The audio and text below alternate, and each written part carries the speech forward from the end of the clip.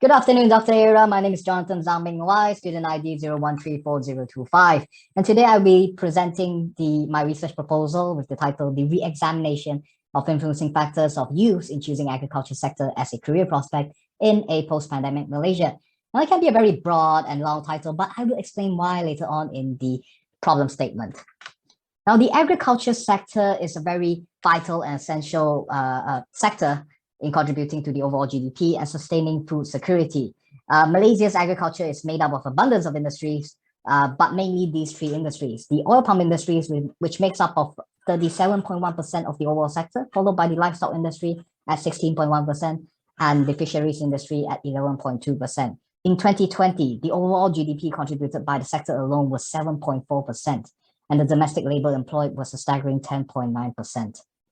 Now, lately there's been a problem with the agriculture sector regarding labor.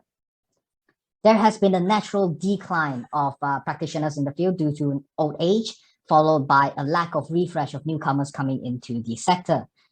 Ideally, the gap would be filled with by youth, the group of youth rather. But the problem is youth are not choosing agriculture sector as a career prospect due to its 4D nature, which is difficult, demeaning, dirty, and dangerous. Regardless, there needs to be sustainable labor in the sector in order to achieve the set benefits, which is sustainable food security, a greater GDP. So there needs to be government interventions or institutions to promote the agriculture sector towards the youth. Thus, there is a need or the objective of the study is to re-examine proven influencing factors on youth in choosing agriculture sector as a career prospect in a post-pandemic Malaysia. So here are some of the main literature that I'll be using throughout this research.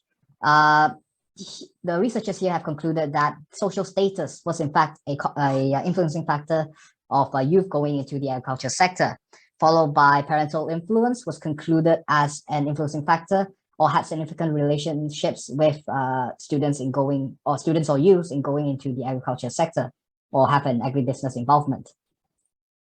Here we have the literature that concluded that pay factor was in fact an influencing factor in youth's perception towards the agriculture sector or youth going into the agriculture sector. Now here is the conceptual framework. Here, just to get a rough idea of what's in my head or where I'm going through with, let's get started on government programs. Now, for government or any institution or practitioners to promote or attract these youth in coming into the companies, they need to understand there needs to be a re-examination on these factors, these proven factors, just so that no resources are wasted, just so that they can get the youth to come into the agriculture sector to see it as a career prospect, and the overall objective can lead to the achieving of sustainable food security as well as a greater Malaysian GDP contribution.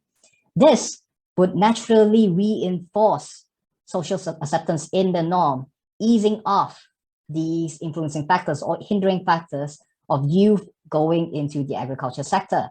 So then just needs to be one re-examination and then followed by promoting by the right players, and then everything else would be automatic. Everything else would be reinforced and up and running. Now the methodology that I'm choosing to use, the type of research is the quantitative research, and the target samples I'm aiming is at 200 respondents due to my lack of leads, and the target audience are youth between 17 and 25 years of age. And the criteria could be in general, regardless of academics, background, or any geographical limitations. The questionnaire construct would have 5 sections, which is the demographics and the details of parents, which is just vital for the parental influence factor. The intention of choosing agriculture sector as a career prospect, the social status factor, the pay factor, followed by the parental influence. Now, the method of analysis, we will be using the IBM SPSS software, and the recommended models by previous literature would be the measurement model, the structural model, followed by the bootstrapping 5,000 resampling. Now, that concludes my presentation of my research proposal. Looking forward to our meeting next week. Thank you.